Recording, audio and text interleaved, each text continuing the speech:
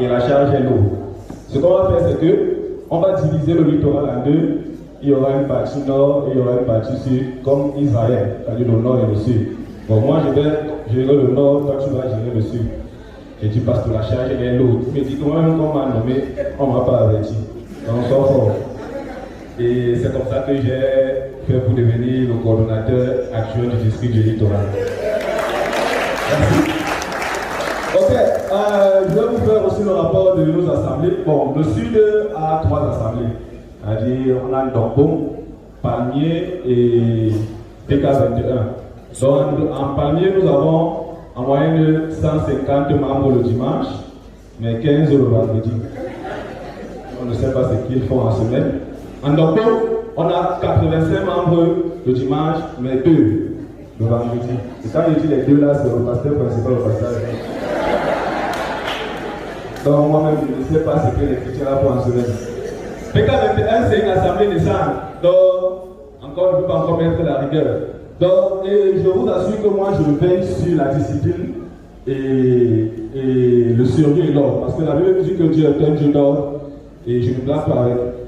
J'ai déjà livré 7 frères à Satan pour la destruction de leur chair.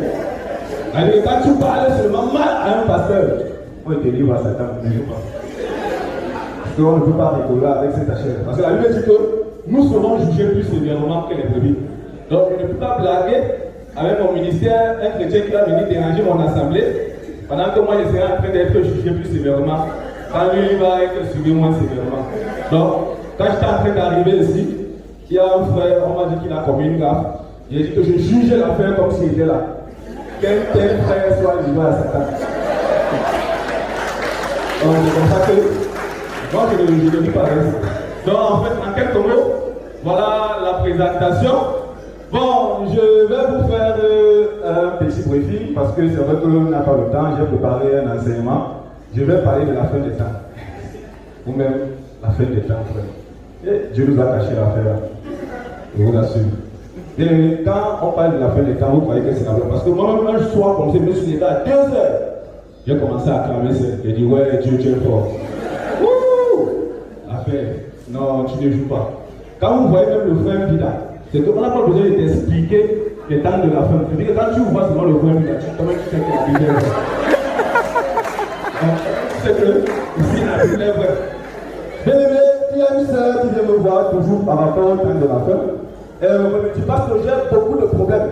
Elle commence à parler, elle pleure, ses problèmes, elle parle, elle pleure, elle parle, elle pleure. Dès que j'ai fini d'écouter, moi je me suis mis à genoux comme ça.